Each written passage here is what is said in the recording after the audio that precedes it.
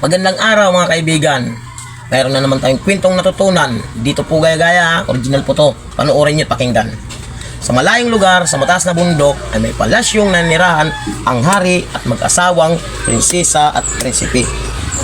Sabi ng prinsesa, "Amang hari, nais ko na pong makita ang aking mga kapatid, ngunit nasan po ba sila? Sila ay naglayas, ngayon hindi ko alam kung nasan sila." Sabi ng hari, "Mahal kong prinsipe, pwede ba kitang mautusan na hanapin ang aking mga kapatid?" "Masusunod, mahal kong prinsesa." Siya ay naglakbay. 1, 2, 3, 4, 5, 6, 7, 8, 9, 10, 11, 12, 13, 14, 15, 16, 17, 18, 19, 20, 21, 22, 23. 23 days na naglakbay ang prinsipe, di pa siya bumalik. Hanggang sa nakalipas ang isang araw, di pa rin siya bumalik. Hanggang sa nakalipas pa din ang isang araw, sabi niya, "Mahal kong prinsesa, ako po'y nandito na. Tagumpay ang aking paghahanap sa iyong mga kapatid, ngayong kasama ko na sila." Sila. "Salamat, mahal kong prinsipe. Ngunit mahal kong prinsesa, sa aking paglalakbay sa paghanap sa iyong mga kapatid, ay nalaman kong mayroon na silang bawat isang nobyo. Nasaan sila, mahal kong prinsipe?" "Dito sila, kasama ko din. Ito sila." "Kayong mga lalaki," sabi ng hari, "mahal nyo ba ang aking mga anak?" "Opo, mahal na hari." "Mayroon na ba kayong sapat na pera para kayong buhayin ang aking mga anak?" "Wala pa po, mahal na hari." "Ngayon maglakbay kayo at huwag kayong babalik dito na wala kayong sapat na dalang pera. Masusunod, mahal na hari."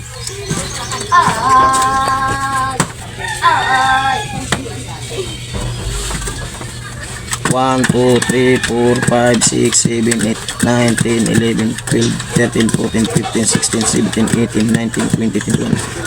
21 days na naglakbay ang tatlong lalaki. Hindi sila bumalik hanggang sa nakalipas pa ang isang araw. Sabi niya, "Mahal na hari, kami po'y nandito na.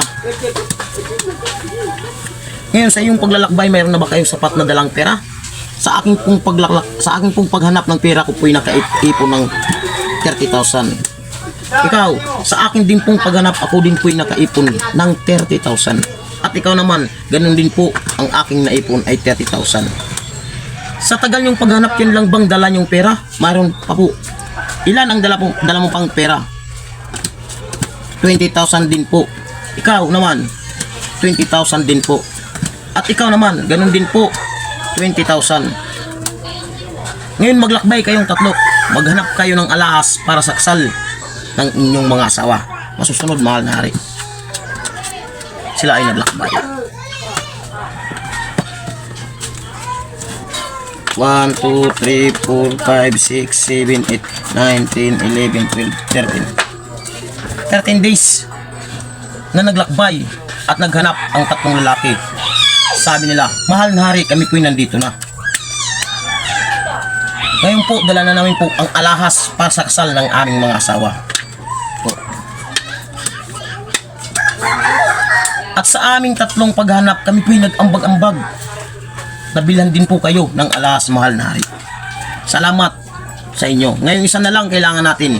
Maghanap kayo ng pari na magkakasal sa inyong tatlo. Masusunod, mahal na hari.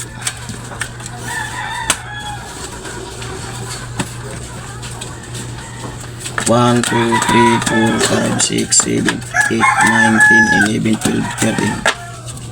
13 days na naglakbay ang tatlong lalaki. At sabi nila, "Mahal na hari, kami po'y nandito na. At dala na namin po ang pari na magkakasal sa aming tatlo." Ngayon, ilan naman ang binayad nyo sa mga paring yan? Ang binayad ko po sa paring kinuha ko ay 40,000. Ikaw naman, sa akin din po ay 16,000.